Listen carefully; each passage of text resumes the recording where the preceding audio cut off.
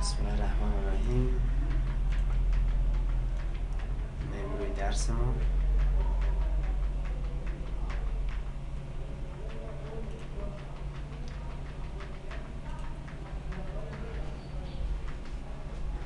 تا استوری بردنگ تا این قسمت خواندیم و درس مانده و استوری بردنگ بیاد.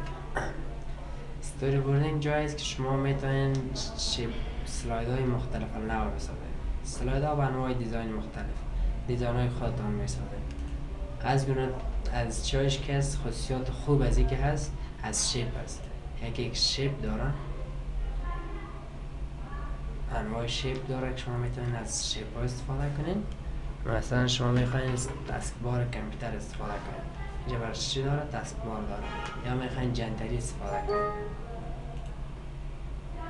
اول این قسمتش همون اسلاید لیاوت چی هست، اما با فرق چی که این قسمت میتونی یک لیاوت خود بسازی با نام استوری بردنگ و نامش هم میمونه، یک نام برش میمونه. مثلا تست میمونه برش. اوکی. یک سلاید مختص به خود چی میشه؟ از استوری بردنگ میشه. این خالی هست، هیچ چیزی نداره. باید تمامش خودتان اضافه کنید. اگر شما یک سلاید جدید اضافه میکنین، ببین این مربوط استوری بردنگ میشه، خالی هست و یکم تست هست با دیزاین هست و یکم مربوط خود پاورپاینت میشه که مثلا تا 4 سلاید میخواید اضافه کنید، این دیزاینش با این فرق میکنه، تفاوت مختلف تر میشه. چرا استوری بردنگ دلخواست سازی هست، یعنی خودها به دل خود میزنن. ایدیت سلاید که میگن شما رو سلاید ماستر میبرن و این قسمت میتونید تنظیمات بالای سلایدتان انجام بدین. شما را خواندیم. دیگر داریم سکشن هست. اگر میخواید سکشن اضافه کنید این قسمت برش یک سکشن ایجاد میکنید. این دیفولت سکشن هست، یک سکشنی که ما جدید ایجاد کردیم. فرق استوری بردنگ با دیگرش در چی هست که شما میتونید از انواع شیپ ها استفاده کنید و تمام اینایی که در تب ها این قسمت تمامش خلاصه شده. ببین انزرت هست، تکست هست، سرنج هست، تیم هست و هلپش جداولانه هست. میم روی شیپاش استوری بورد شیپس، این قسمت انواع شیپ ها داره.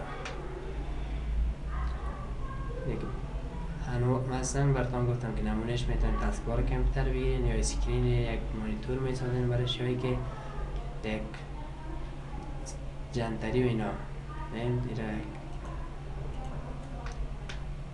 کاتگوری های مختلف داره. این یکی انوتیشنز هست، مثلا بینر هست، کال اوت هست، رکتینگل کال اوت هست و استیکی نوت هست. اینا اکثرا در شیپ های چی وجود نداره. در این انزرت که ما شیپ میمونیم در اینجا تمامش وجود نداره. البته از این قسمت اکثرش وجود نداره، جز بعض شیپ های عادی که هست در اینجا هم هست. مثلا میخوای یک بنر اضافه کنی، یک بنر بعد یک قسمت ایجاد میکنی، دبل کلیک روش بنر میخوای متن ایجاد کنی. یک قسمت یک بنر هست. بنر چی هست؟ یک نام مثل که ما در فرهنگاری ها بیرون یک چی داره؟ لوحه داره. درست چی میگه؟ بنر میگه باش. یا از کال اوت.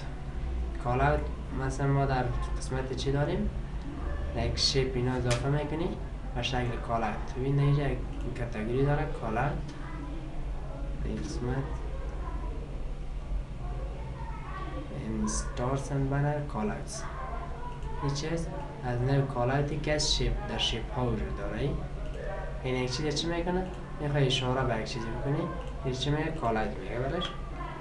این چی داره؟ و شکل دیزاین خاص خوده. ببین در این قسمت در ایجاد میشه. شمارش هم میتونید تغییر بدید. شماره یک داخلش هست میتونید تغییر بدید. شماره 2 یا 3 یا 4. به خاطر نشان دادن یک شی از چی استفاده میشه؟ از کال اوت. دیلیتش میکنیم.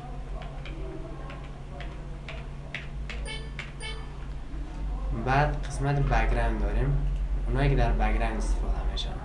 مثلا دسکتاپ تسکبار هست، این هم دیلیت میکنم.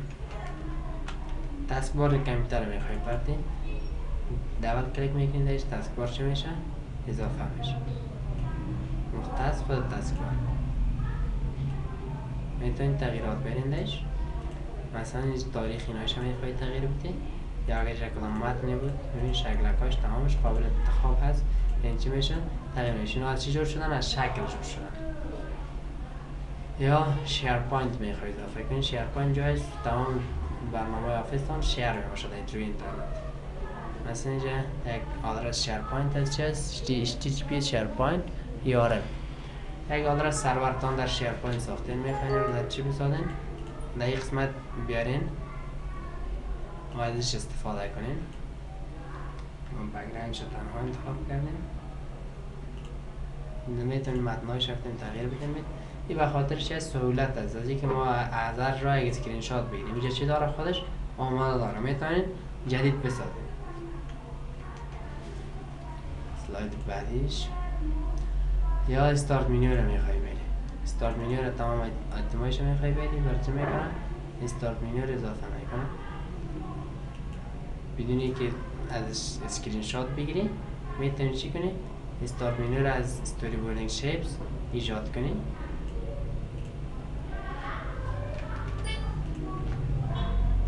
یا ای که وب براوزر. وب براوزر این کروم چیست؟ یک وب براوزر است. اینترنت اکسپلورر، موزیلا اینا یک اینترنت براوزر است، وب براوزر است.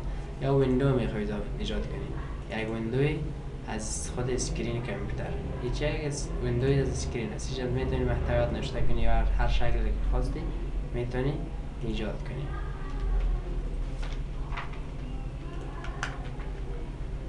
بعد ویندوز فون هست. میتونی یک اسکرین موبایل بری از نوی ویندوز فون، چونی مربوط مایکروسافت میشه، از خاطر تولید خود چی کرده؟ اینجا ایجاد کرده. یا ویندوز فون به صورت لندسکیپ، به صورت هفتیده. و در قسمت بک‌گراند مثلا ریبون اپلیکیشن هست، اپلیکیشنی که ریبون داشته باشه. دیگه داریم در قسمت بعدیش کم هست، چیزای عام هست، مثلا برود کمپ هست، بطن هست، کلندر هست، چک باکس هست، چک باکس اند چکت هست. چک باکس که چک نشده، کلیک هست، میتونه کلیک اضافه کنی. دیتا گراید هست، گراف دیک چیز داریم، صد مجموعه صدر و ستون دول کلیک دایش چی میشه؟ اضافه میشه. در یک نمونه تیبل اما خود تیبل نیزگیرید، میتونی بالا محتویاتش اضافه کنی بدون استفاده از تب تیبل. ببین این زمانی که ما در محتویاتش تغییر میاریم از چی جورش کردن؟ از تیبل جورش کرد. چرا اینجا تیبل طول سامانه؟ از تیبل را ساخته. دیت پیکر، گیرنده تاریخ، مثلا اینجا تاریخ باید نشته کنی. این جای مثلا یک فارم تشکیل میدی و فارم جای ضرورت داره به اینکه باید تاریخ ذکر شد. از این میتونی استفاده کنی به خاطر اضافه کردن تاریخ، یعنی سمبل تاریخ هم داره. اینجا باید چی شود؟ کسی که میبینه باید چی اضافه کنه؟ تاریخ اضافه کنه. دراپ داون باکس، یک جعبه دراپ داون. این خود دراپ داون برای کار نمیکنه دیگه، که ما دراپ داونی که در ورد خواندیم مثل او کار نمیکنه. خب فقط یک نمونه سازی میشه، شبیه سازی. هایپرلینک، فارمتینگ بار، لینک بار، شکل های مختلف از اینا رو باز کار کنیم. مثلا رادیو بتن هست، پروگرس بار هست. این در قسمت چیش بود؟ عامش. آیکن های مختلف هست، از انواع آیکن میتونید استفاده کنید. یعنی کمکت میکنه که پریزنتیشن تا چی بسازی؟ بهترتر بسازی. یعنی کم با استفاده از شیپ هایی که دارن راحت بسازی. در قسمت میدیایش هست انواع بار چارت هست، هورزنتال و ورتیکال، ایمیج هست، لاین چارت هست، مپ مارکر هست، پای چارت هست و ویدیو پلیر، وب کم، وب اد، تگ کلاود، پلی کنترل و پوزیشن کنترل. در قسمت ویندوز اپ آیکنز، آیکن های ویندوز، برنامه ویندوز، سیو از مثلا اندو از ریدو از اینا رو میتونید در قسمت استفاده کنید که هر کدامش یک جای استفاده از خود داره. یعنی جای میشه ضرورت میشه به همون چیز. ویندوز اپس مثلا کیبورد میخواید اضافه کنید، ببین کیبورد یک دبل کلیک میکنید، کیبورد چه میشه؟ اضافه میشه.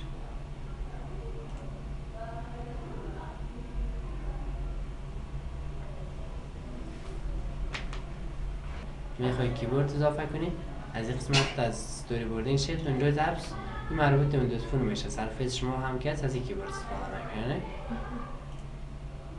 لیست باکس هست، پروگرس رنگ هست، سرچ ویندوز اپس، از سرچ باکس ویندوز اپس ویندوز 10 این قسمت سرچ باکس داره. ویندوز 8 هم قسمت چی داره؟ سرچ باکس داره. ویندوز 7 اینجا سرچ باکس داره، اینجا باید سرچ کنی. اما در ما چه از این قسمت از طرف راست سرچ باکس هم باشه. شیر میتونید اضافه کنید.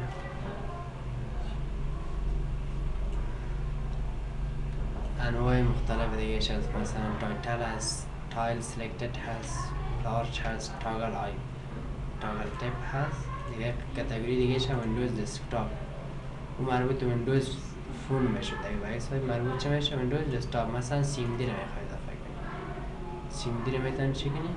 اضافه کنید.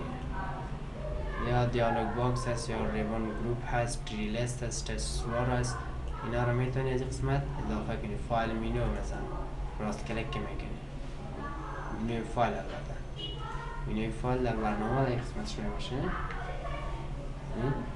چیز در این قسمت مینوها را فایل میمانه. اینجا ببین فایل هست، آلت بزن مینو میمانه در این قسمت. خواهد دیگر در ویندوز فون آیکنز داریم، آیکن های ویندوز فون. در ویندوز فون این آیکن ها هست، میتونید این استفاده کنید. و ویندوز فون، از ویندوز فون مثلا نوتیفیکیشن شما میخوای ببینید فون کیبورد شه، کیبورد تلفن هست. چیز کیبورد تلفنی از سرفیس میتونیم از چیز از تلفن. تلفن های ویندوز فون چه رقم کیبورد داره؟ قسم یک چیز. تلفن های سیستم عاملشان ویندوز از دیگه من دیده نشم. یه گلکسی اینا چی هست؟ اندروید هست نه؟ آیفون آی او اس هست و ویندوز فون چی هست؟ ویندوز هست. آدرس بار مثلا ایجاد میکنی. میخوای آدرس فیسبوک نشته کنی در یک اسلاید شد مثلا، یا آدرس یک وبسایت هم میخوای نشته کنی، از آدرس بارش میتونی استفاده کنی و متنش هم میتونی این قسمت تغییر بدی و آدرس بار بگذاری براش. یا میخوای یک نمایه هست و شکل چی نشانش بدی؟ ویندوز فون. بعد ویندوز فون میخوای اضافهش کنی. باید چی ضرورت داره؟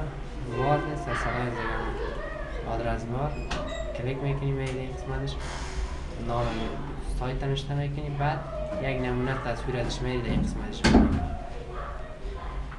دیگر در استوری بوردینگ ما میتونیم شیپ های ما رو اکسپورت کنیم، یعنی بیرون ذخیرهش کنیم اگر خودتان یک شیپ ساختین، و همچنان میتونن اگر شیپ ذخیره داشتین فرمتش باید چی باشه؟ SBSX باید فرمتش باشه. در اصل SBS هست چون ورژن جدید است، اگه X داشت چی میشه؟ اضافه میشه. با این فرمت باشه میتونین شیپ هایتان اضافه کنین. مجموعه شیپ های خودتان ساختین توسط شیپ های دیگه و سیوش کردین با حیث چی؟ استوری بوردینگ شیپس. پیکچر میتونین اضافه کنین، اسلایدهایی که از نوع استوری بوردینگ هست. مثلا پیکچر رو میخوای اضافه کنی، پیکچر چی میشه؟ اضافه میشه درش. استوری بوردینگ اسکرین شات هم میتونی بگیری، یعنی تمام پاورپاینت چی میکنه برات؟ در یک تب خلاصه میسازه. تنظیمات پیکچر که هم هست. استوری بوردینگ دیگر شیپ ها میتونی استفاده کنی، از شیپ هایی که در نظرت بود. هایپرلینک میخوای بدی به این شکلت و یک عکس میخوای یک هایپرلینک بدی براش، یعنی کلیک کردی یک چیزی رو باز کنه. مثلا چی رو باز کنه؟ مثلا این داکومنت دوانی این یک عکس رو باز کنه. این عکس رو چی کنه؟ باز کنه. زمان که اسلاید شو میکنن اگه بالایی کلیک کردی چی میشه؟ چی رو باز میکنه؟ عکس رو باز میکنه. اجازه میخواه برات؟ یس میگی برش، عکس چی میکنه؟ باز میکنه.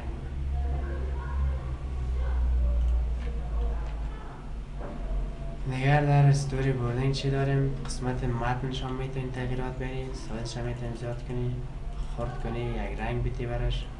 چی قسم یک رنگ که میخوایی؟ بولد بسازی، ایتالیک بسازی، اندرلاین بسازی. دیگر میتونیم متن در کجا باید باشه و موقعیت خودش بین شکل دکجا باشه. فعلا میدل گرفتیم برش رو بزرگ کنیم در کجاش متن در وسطش قرار بگیره. میتونی بالا بریش، میتونی پایین بریش. چی میگه باشه؟ میدل باشه یا تاپ باید باشه. و اگر چند شکل داشتی میخوای عقب را پشت یا پیش به از اینا استفاده میکنی یا الاین اگر میکردی الاین میکنیش یا مشکل داری؟ الاین لفت تا تاپ اینا چون تشکیل یک دوار تکرار شده دیگه گروپ شده یک دوار دیگه چقدر شد چقدر دیگه دیگه جانه. استوری بورد لینکس، لینک های استوری بوردینگ اگر لینک داشتی در بیرون اما هیچ چی ضرورت داره. یک شرط مهم از چی است که باید جای ذخیره شود که قابل شیر باشه. مثلا چی؟ وان درایو یا گوگل درایو. در اینا باید شیر ذخیره شود، بعد درش چی میتونه بگیره؟ لینک بگیره، ارتباط بگیره. این استوری بوردینگ هدفش چیست؟ که یعنی میخواین شیریبل بسازیم، قابل شریک سازی به مردم بیرون از سایه کاری خودتان. خب فکر کنم خلاص است. هلپش هم هست که اگر در اینترنت وصل بدی میتونی کمک بگیری.